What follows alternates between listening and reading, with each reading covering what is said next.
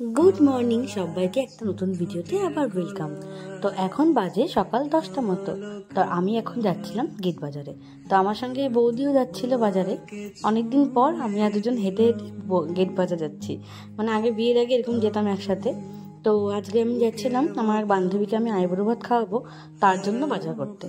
তো আমি বাড়ি থেকে ঠিক করে গিয়েছিলাম যে আজকে আমি চিংড়ি মাছ, পাবদা মাছ আর কাতল মাছ খাওয়াবো। আর বাড়িতে আমার জন্য একটা আইটেম হচ্ছিল, সেটা হলো শুটকি মাছ। এবার ও শুটকি মাছ খায় কিনা সেটা আমি জানি না, তো তাও আমি ওটা করে রাখছিলাম। অনেকে শুটকি মাছ খুব ভালোবাসে, অনেকে একদমই খেতে চায় না। তো যাই হোক, বাজার টাজার করে আমি নিয়ে আসছিলাম। দাদা আবার আমাকে চিংড়ি মাছগুলো ছুলে দিয়েছে, কারণ আমাকে বাড়িতে এসে এত কিছু রান্না করতে হবে। দাদাকে বলছে ছুলে দেবো না, তো ছুলে দিল। তারপর সব কিছু মোটামুটি ধুয়ে পরিষ্কার করে নিলাম। মা আমাকে একটু হেল্প করে দিচ্ছিল ওই বাছাবাছি কাটাকাটিতে। তারপর দেখো এখানে সব আমি একদম রেডি করে নিয়েছি। তো প্রথমে চিংড়ি মাছগুলোকে ভাজা হতে বসিয়ে দিলাম, আর এই পাশে শুটকি মাছটাকে সেদ্ধ হতে বসিয়ে দিলাম। শুটকি মাছের রেসিপিটা তো আমি আগেই তোমার সাথে আলাদা করে ভিডিওতে শেয়ার করেছিলাম। তো তোমরা দেখেইছিলে, অনেকে খুব ভালোবাসা দিয়েছো শুটকি মাছের ভিডিওতে। আর ফটোটা তো প্রচুর অনেকে লোকে ভালোবেসেছে, মানে ফটোটা তো শেয়ার হবে আমি বুঝতেই পারিনি।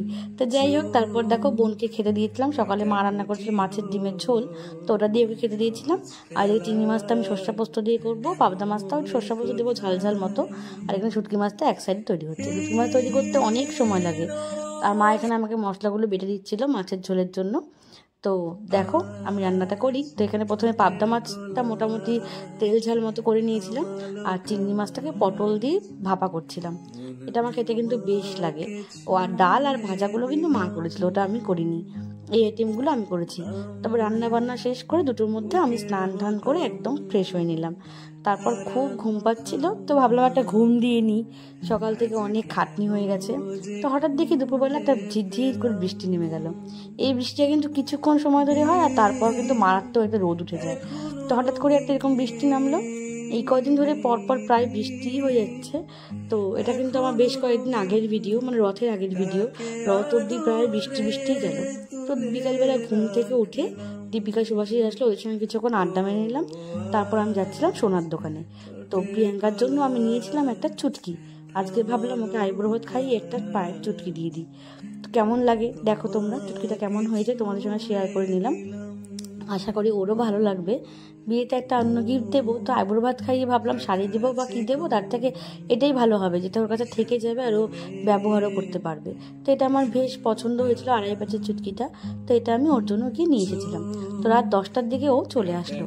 ও কিন্তু ভিজতে ভিজতে এসেছে, রেনকোট পরে তাই এসেছে। ভাবছিলাম আসবে কেমন করে, তুমুল তুমুল বৃষ্টি হচ্ছিল। এই যে মা রাত্রেবেলা সব ভাজাগুলো রেডি করে রেখেছে, আর ভাত এখানে রেডি। তো সবটা আমি দুপুরবেলা রান্না করে, মানে রান্না হয়ে যাওয়ার পরই সবটা সুন্দর করে বেড়ে রেখেছিলাম ওর জন্য আলাদা করে। আর এই চাটনিটা কিন্তু আমের চাটনি, এটাও কিন্তু মারই বানানো।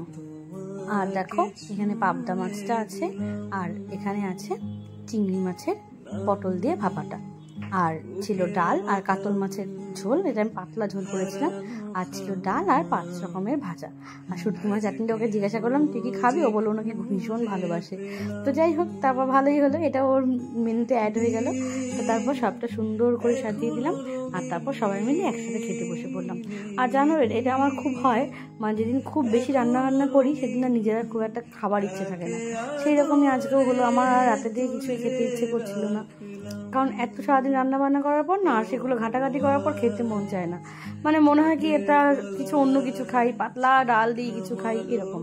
তো যাই হোক, তো মা ওকে আশীর্বাদ করে নিল, আর সবাই বললো একসঙ্গে কিছু খাওয়ালো। তো আমি আবার একটু ওই ডাল দিয়ে আর এই ভাজা দিয়ে একটুখানি ভাত খেয়েছিলাম, কারণ এই তার মধ্যে এই গরম, তারপরে এত কিছু সারাদিন রান্না করেছি, আর তখন মনে হচ্ছে না এত কিছু খাই। তো যাই হোক, দেখো তোমাদের কেমন লাগলো আজকে এই ব্লগটা। ওর কিন্তু বিয়ে 11ই আগস্ট, খুব তাড়াতাড়ি চলে আসছে একদম বিয়ে। তো বাই বাই, দেখা হবে নেক্সট ভিডিওতে। তোমরা খুব ভালো থেকো আর সুস্থ থেকো, টাটা।